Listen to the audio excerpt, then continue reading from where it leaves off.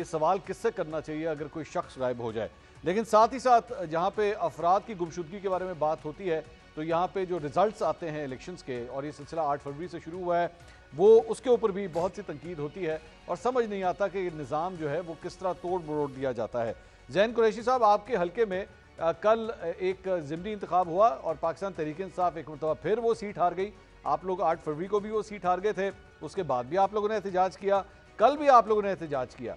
आप क्यों रिजल्ट को नहीं एक्सेप्ट करते? और इस मरतबा तो विनिंग मार्जिन पहले से भी बहुत बड़ा था। मंसूर भाई, उसकी वजह यह है कि आप हमें मौका नहीं देते उसको एक्सेप्ट करने का। तो 8 फरवरी को भी पाकिस्तान तहरीक इंसाफ की सीट जीती थी, तब उसको 104 वोटों से हराया गया था। आज उसको जो है टेकी देने के लिए उसको 30,000 की लीड बना दी गई है। बट सर, इतने भोंडे तरीके से काम किया गया है। सबसे पहले तो इस बात पे आ जाए, प्री पोल रिगिंग की बेतहाशा इन्होंने इस दफा आपको उसकी एग्जांपल्स मिलती। चेयरमैन सेनेट सर्किट हाउस में बैठकर मीटिंग्स कर रहे हैं, ज़ाब्ता अखलाक की धज्जियां उड़ा रहे हैं, लोगों को बुला रहे हैं अपने पास और कह के उनको जो है ना ऑफर्स करके लालचे दे के उनकी वफादारियां तब्दील करा रहे हैं। उसके साथ साथ सर प्रोटोकॉल का इस्तेमाल, सरकारी गाड़ियों का इस्तेमाल अपनी जगह पे। ईसीपी का सर रोल जो है आज इस पूरे मुल्क में एक सवालिया निशान उठा हुआ है आपके इलेक्शन प्रोसेस के ऊपर। और ईसीपी के रोल के अंदर हमें ये गारंटी की गई थी इंतजामिया की तरफ से, आरओ साहब की तरफ से, डीआरओ साहब की तरफ से कि कैंडिडेट्स को आरओ के दफ्तर में जाने की इजाजत होगी और इलेक्शन जो कंपाइल होगा एज पर इलेक्शन एक्ट 2017 वो बीच में बैठेंगे। लेकिन आपने देखा, एहतजाज भी किया हमारे कैंडिडेट ने, हम सब वहां पे मौजूद थे कि 5 बजे वहां खड़े होने के बावजूद भी उनको अंदर नहीं जाने दिया गया। भाई, अगर आपका इलेक्शन प्रोसेस इतना साफ शफाफ है, अगर आप 30,000 की लीड से इलेक्शन जीत रहे हो, अगर आपकी इतनी कंफर्टेबल मार्जिन है, तो फिर उसमें क्या कबाहत है? क्यों नहीं कैंडिडेट बैठ सकता अपनी रिकाउंट के अंदर? 7,000 पुलिस वाले की नफरी लगाई गई, वहां पे हमें अंदर नहीं जाने दिया गया और रिजल्ट सर बड़े मजेदार निकल रहे हैं। मैं आपके लिए 2-4 एग्जांपल्स लाया हूं कि सर इस इलेक्शन का जो फॉर्म 47 इशू हुआ है उसमें यह कहा गया है कि जो वोटर टर्नआउट है वो 32% है। सर, बड़ा लो वोटर टर्नआउट है। उस लो वोटर टर्नआउट के ऊपर गिलानी साहब को आपने 32-33 हजार की लीड दे दी। और मजेदार बात क्या है उसमें कि जिन पोलिंग स्टेशनों से गिलानी साहब को लीड मिली है उन पोलिंग स्टेशनों में गिलानी साहब का टर्नआउट 70%, 69%, 59%, 58% है। तो अब मैं आपके लिए लाइक फॉर लाइक कंपैरिजन लाया हूं कि एक वहां पे पोलिंग स्टेशन है 131 government degree college Kadarpur Rama. Sir 8 फरवरी को, just so that you understand, आपके व्यूअर्स के अंडरस्टैंडिंग के लिए मैं ये कह रहा हूं, 8 फरवरी को सर उसी इलेक्शन, वहां पे इलेक्शन होता है।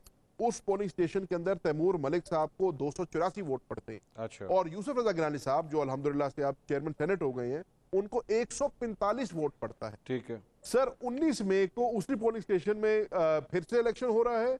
तैमूर मलिक साहब को 176 वोट पड़ रहे हैं, लेकिन अली कासिम गिलानी साहब को वहां 1455 वोट, 53 वोट पड़ रहे हैं। सर मेहनत की होगी सर, कमाल है, उसी पुलिस स्टेशन पे मेहनत की है। कमजोर पुलिस स्टेशन में बंदा मेहनत करता है ना। सर अच्छा साहब को देखें, बात ये जो इंसान का देखें जिस मजमून में कमजोर हो उसी मजमून पर बंदा जाता है। दुरुस्त फरमा रहे हैं सर। नहीं, लेकिन हसन अयूब साहब, फिर उसमें भी पैटर्न हसन अयूब साहब, ये मंसूर भाई 2 मिनट में आपको, जी गो अहेड।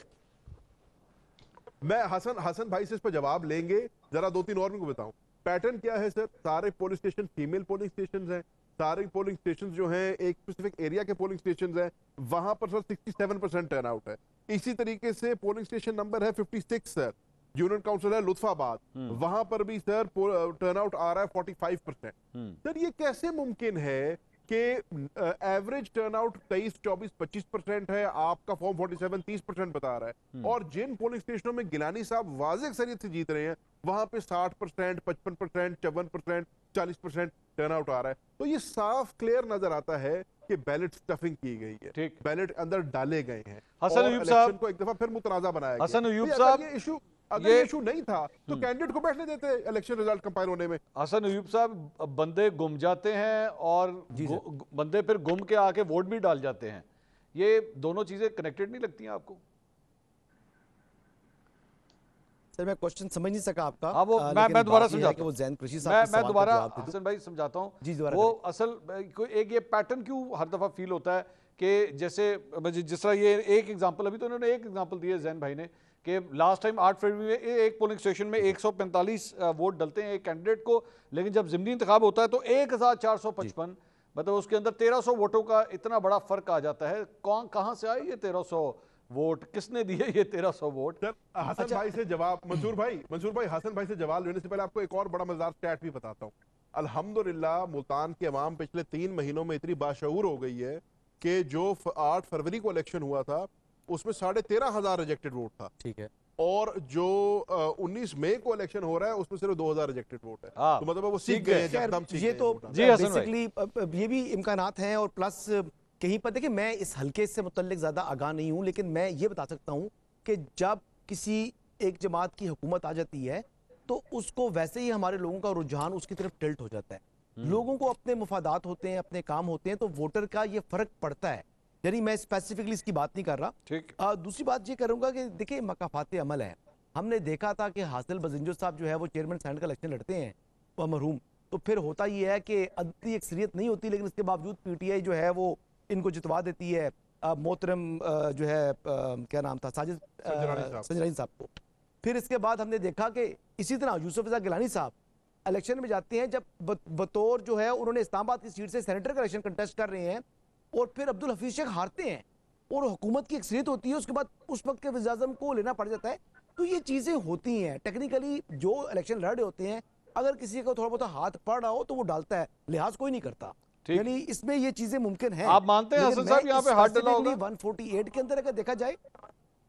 जी सर, मैंने कहा आप मानते हैं कि इस इलेक्शन में भी हाथ डला या हाथ पड़ा होगा किसी का? सर मैं पहले बात की है, और मैंने खुद जैन साहब से, मैं इससे पहले जब ब्रेक में मैं पूछ रहा था कि वजह क्या बनी तैमूर मलिक साहब के हारने की और इतना फर्क की, तो ये मैंने खुद सवाल किया, तो मेरे पास इससे मुतालिक इंफॉर्मेशन नहीं है। और सेकंड बात ये है कि जी गिलानी फैमिली के लिए कम से कम एक खुशी का दिन ये है कि तमाम की तमाम असेंबलीज जो हैं, यानी चाहे प्रोविंशियल असेंबली है, चाहे नेशनल असेंबली है, चाहे सेनेट है, वो वहां पर उनकी फैमिली मौजूद हो चुकी है इस टाइम। पंजाब असेंबली के अंदर भी मौजूद है, नेशनल असेंबली के अंदर भी मौजूद है, और सेनेट के अंदर तो खुद जनाब उनके वालिद साहब चेयरमैन सेनेट बन चुके हैं। और मेरे से 3 भाई आ गए हैं, 2 भाई हैं एमएनए, तीन भाई रुकने कौमी असेंबली बन चुके हैं। तो ये तो मतलब फैमिली जो है, इसके अलावा क्या मुल्तान में और कोई पीपल्स पार्टी का बंदा नहीं है।